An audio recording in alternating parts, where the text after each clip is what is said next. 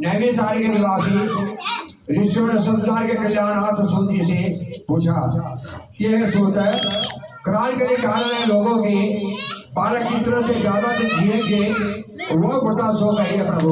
सूत बोले जब द्वापर का अंत और कलयुग का आरंभ था उस समय बहुत सी शोकाकुल स्त्रियां आपस में सलाह की क्या इस उचित गली में गली के माता जीवित रहते हुए पुत्र मर जाते हैं। जब उन्हें आपस में कुछ निर्णय नहीं कर सका तो गौतम ऋषि के पास पहुंचे। पूछने के लिए गई। जब उनके बाद पहुंची तो उस वक्त गौतम जी आनंद के साथ बैठे हुए थे। उनके सामने जाकर तो उन्होंने मस्तक झुकाकर प्रणाम किया। तदंतर स्त्रियों ने पूछा कि हे प्रभु हे राजन इस कलयुग में लोगों के पुत्र किस तरह से जीवित रहेंगे इसके लिए कोई भक्त या तप हो तो कृपा करके हम लोगों को बताइए। इस तरह से उनकी बात सुनकर के गौतम जी बोले आपसे मैं वही कहूंगा जो मैंने पहले से कुछ पढ़ा कुछ सुन रखी हूँ। गौतम जी कहा जब महाभारत का युद्ध का अंत हो गया और द्रोणाचार्य व सुदामा के द्वारा अपने बेटों को मरा देख करके सब पांडव बड़े दुखी हुए तो पुत्र के शोक से कुछ व्याकुल होकर द्रौपदी अपनी सखियों के साथ ब्राह्मण श्रेष्ठ धौम्य के परमराजा पास गई और उनके माता धौम्य से कहा कि ये बेकंदर है ब्राह्मण देवता आप कौन सा तुम्हारी बात को कौन सा उपाय करने से बच्चे हमारे गायब हो सकते हैं कृपा करके ठीक उसे मुझे कहिए। धौम्य बोले सत्य युग में सत्य चरण बोलने वाला सत्याचरण करने वाला भगवान जीवनपान नाम का एक राजा था। एक बार वह अपनी स्त्री के साथ अपने ससुराल गया और वहीं रहने लगा। एक दिन आधी रात के समय पुत्र के शोक से व्याकुल कोई स्त्री रोने लगी क्योंकि वह अपने बेटे से के दर्शन से निराश हो चुकी थी और उसका पुत्र मर चुका था। वह रोती हुई कहती थी कि हाय मेरे मुझ बुढ़ी माता का सामने मेरा बेटा मरा जा रहा है। उसका रुदन सुन करके गरुड़ जी प्रतिदिन उसका रुदन सुन करके राजा जी को हृदय विदीर्ण हो गया। वह आपस बढ़ता चला तत्काल वैश्विकार का पास गया और उनसे पूछा तुम्हारा बेटा कैसे मरा जा रहा है। तुम और माता ने बताया ये मैंने अपराधी की प्रतिदिन आकर के गांव के लड़कों को उठा जाता है। इस पर दयालु राजा ने कहा माता अब तुम मत रो आनंद से बैठो मैं तुम्हारे बच्चे को बचाने का प्रयत्न करता हूँ। ऐसा करके राजा इस स्थान पर गया जहाँ गरुड़ आकर के प्रतिदिन मांस खाया करता था। उसी समय गरुड़ जी के उस पर टूट पड़ा और राजा के शरीर का मांस खाने लगा। जब अतिशय तेजस्वी गरुड़ ने राजा का बायां अंग खा लिया तो झटपट माता राजा ने अपना दाहिना अंग फेर करके गरुड़ जी के सामने रख दिया। यहाँ देख करके गरुड़ जी ने कहा देव जोड़ी में तुम कौन हो और जो मनुष्य जोड़ी में तुम कौन हो। अच्छा अपना जन्म और कुल का बताओ। पीड़ा से व्याकुल व्याध बन जाए। राजा ने कहा ये पक्षीराज गरुड़ जी आप इस राजवंता प्रश्न को क्यों उड़ाते हैं। तुम अपनी इच्छा पर मेरा मांस खाओ। यह सुन के गरुड़ जी माता रुक गए और बड़े आदर के साथ और जन्म और कोई बात पूछने लगे। राजा ने बोला मेरी माता का नाम सैब्या है मेरे पिता का नाम शालिवाहन है। सूर्य वंश में मेरा जन्म है और जीवुतवाहन मेरा नाम है। राजा के व्याकुल का देखकर गरुड़ ने कहा हे बलवंता महाभाग तुम्हारे मन में जो है अभिलाषा हो वह मांगो।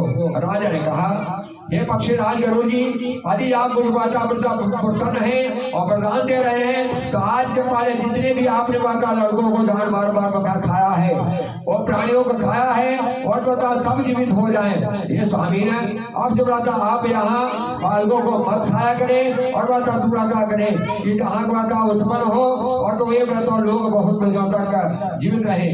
गम ने कहा ये पक्षीराज गरुड़ राजा को प्रदान दे करके स्वयं अमृत लाने के लिए नाग लोग चले गए।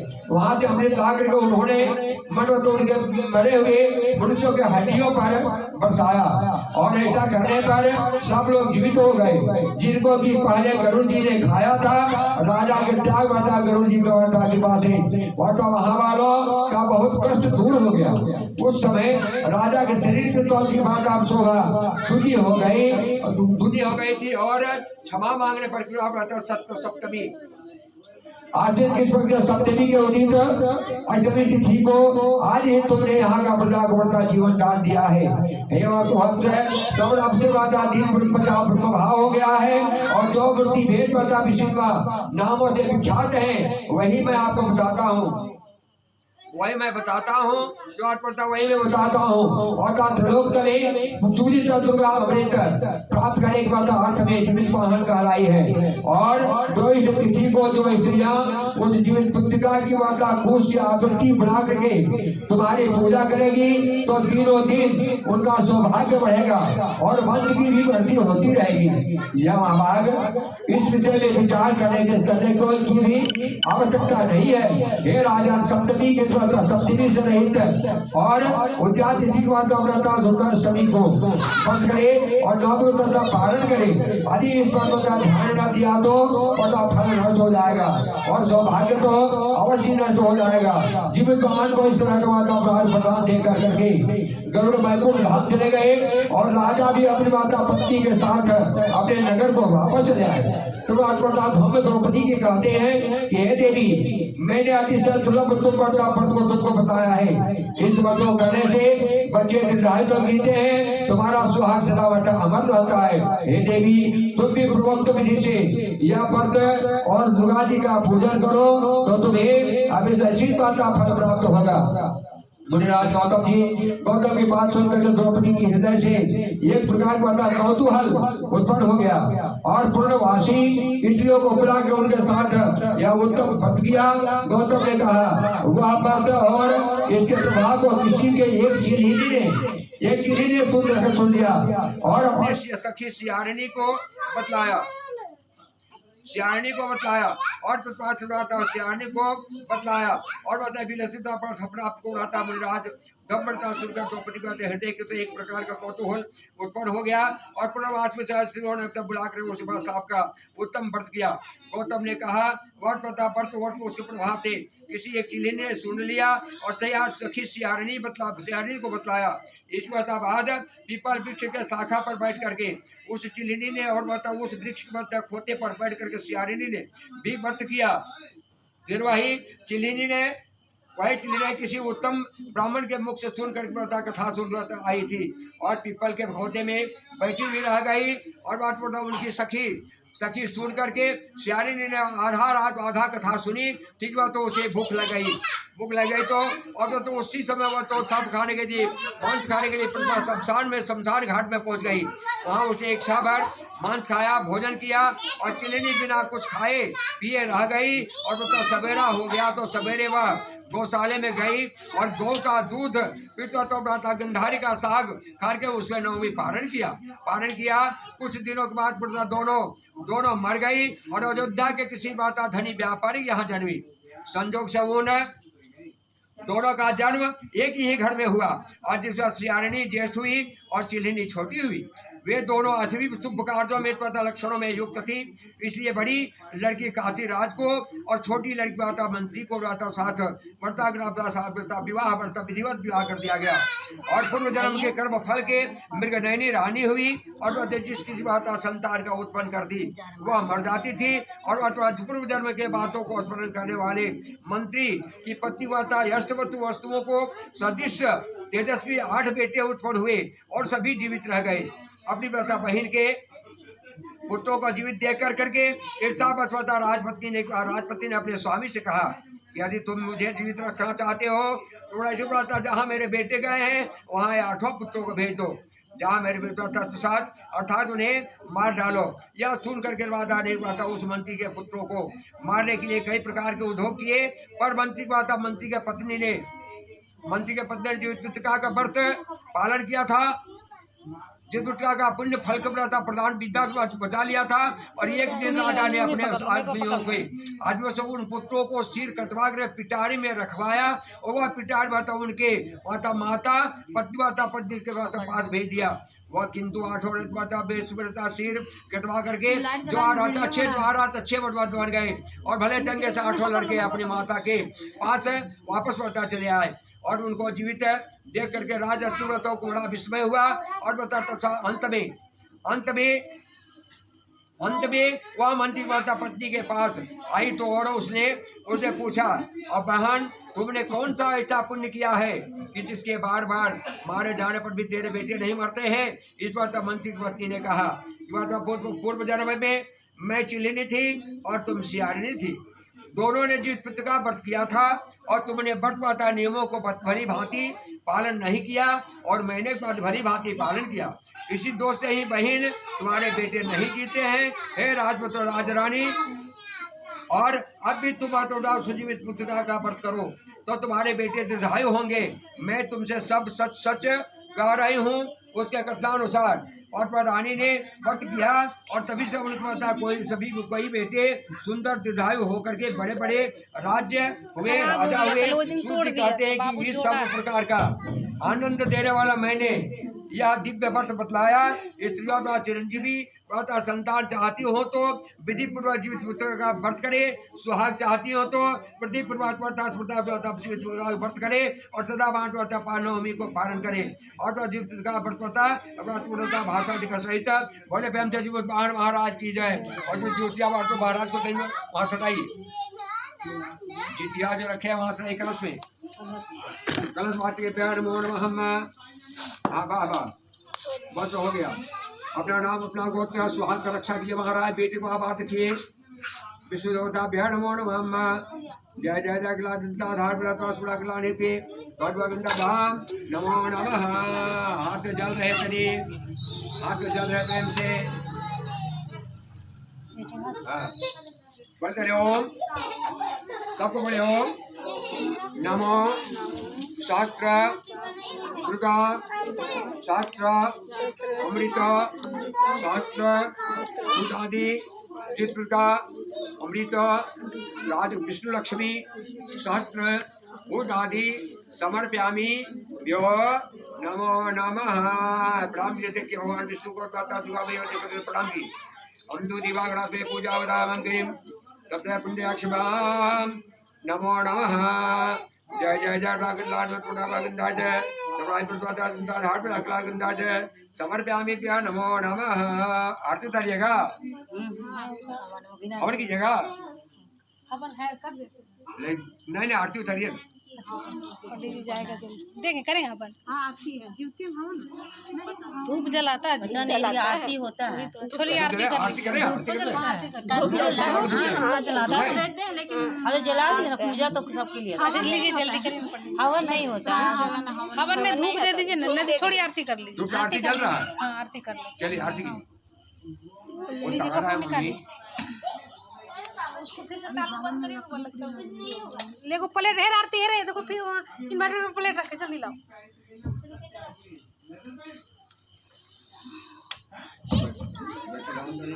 हाँ बेटी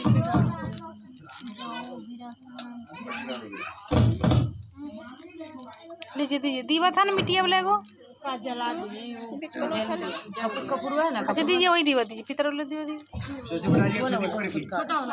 वो पितर वाला दीवा दीजिए। नहीं दिया पितर का भी सूबे होता है। दीजिए ना पितर लाइन बना अपने बना दीजिएगा।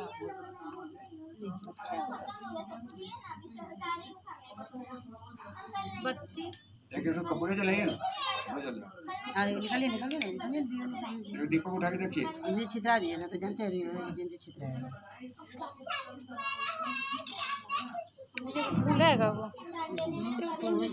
ले दीजिए जल्दी रखिए। इससे क्या होगा ना कुछ नहीं दीजिए। नहीं वो दीवा दीजिए ना।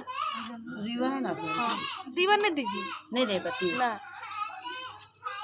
कपूर टुकड़ा ले जलाई पकड़ लीजिए। कपूर टुकड़ा कर दीजिएगा। उठिए चलिए देखो बंद करके चालू कर दो इसको जला दो इसको जला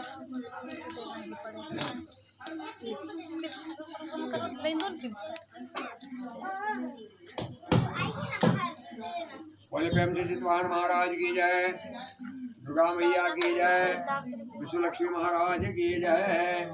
ओम कर्पूर गौरं करुणावतारं संसार सारं भुजगेन्द्रं सदा वसन्तं हृदयारविन्दे भवां भवानी सहितां नमामि भवानी सहितां नमामि। ओम जय जगदीश हरे प्रभु जय जगदीश हरे भक्त जनों के संकट क्षण में दूर करे। ओम जय जगदीश जो जावे फल पावे दुख बिन मन का स्वामी दुख बिन मन का सुख संपत्ति घर आवे साधन तन का। ओम जय जगदीश हरे मातो पिता तुम मेरे शरण गहूँ मैं के सके स्वामी शरण गहूँ मैं के सके तुम बिनु आरण जोड़ा तुम बिनु आरण जोड़ा आस करो जे सके। ओम जय जगदीश हरे तुम हो एक गोचर सबके प्राणपति स्वामी सबके प्राणपति विधि मिलो दयाल मैं तुमको।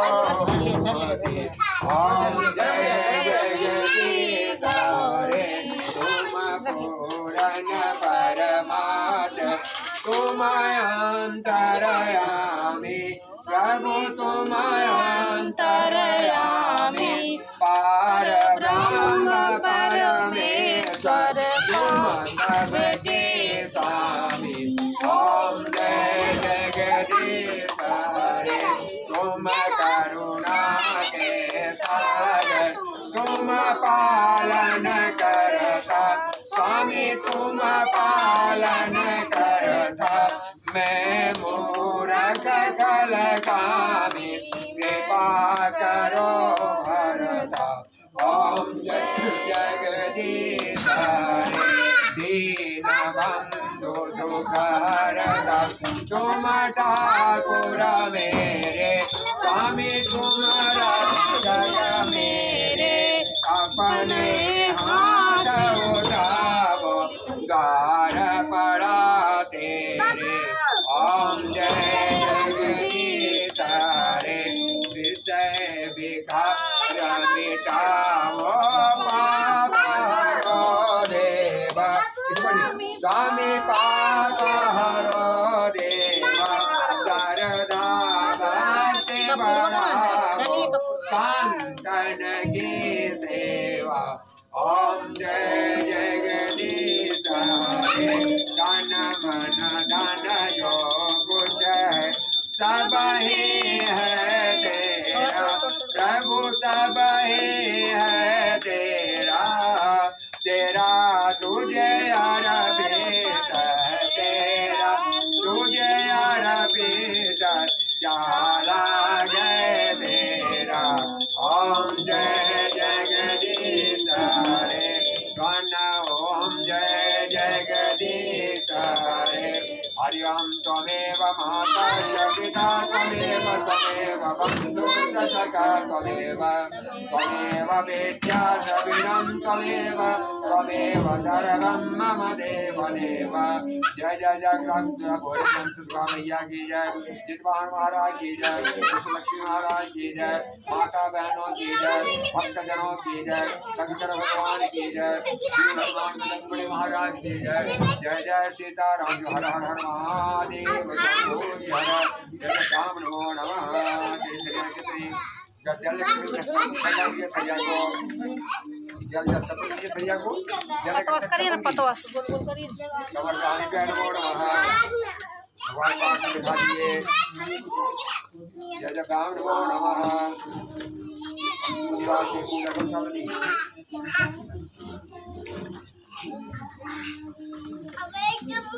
ये रख दे नीचे। दो बाबा को आप चलिए चलिए। अरे बाप रे, सारी जगह लूट ली।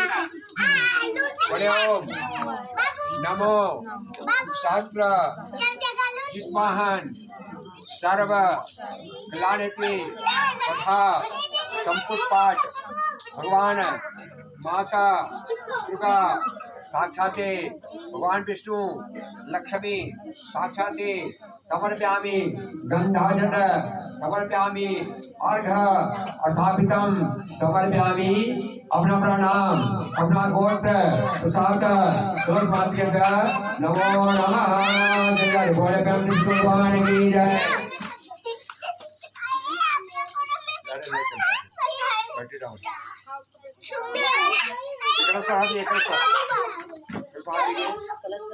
नीचे विष्णु भगवान सर्व देवस्थल में वास कीजिए।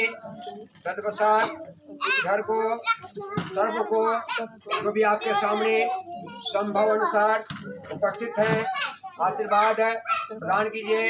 बाल गोपाल को सुख संपत्ति प्रदान कीजिए। साथ समर्पयामि। जो नमो नमः प्रणाम। जय भगवान। चले हम ध्यान 11 बजे आएंगे। 10 बजे पारण है, पारण कीजिए आप लोग। एक बात रहा यदि माने सवेरे नहा धुआ लिए तो चीनी पानी पीने में कोई दोष नहीं है। 10 बजे के बाद 10 बजे जो नियमानुसार है माने कुछ खाना नहीं, शरबत अगर माने नहीं रह सके तो ऐसे शरबत।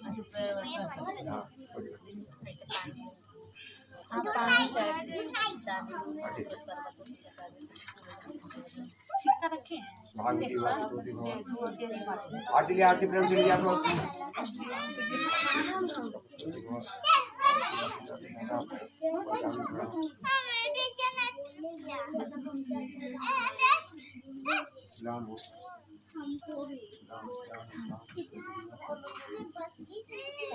ठीक है। तब देखो ना, छोटी दीदी को सब बाबा को बोल रहे हैं, जल्दी प्रणाम करो। जल्दी प्रणाम करो। जितना पढ़े लिखो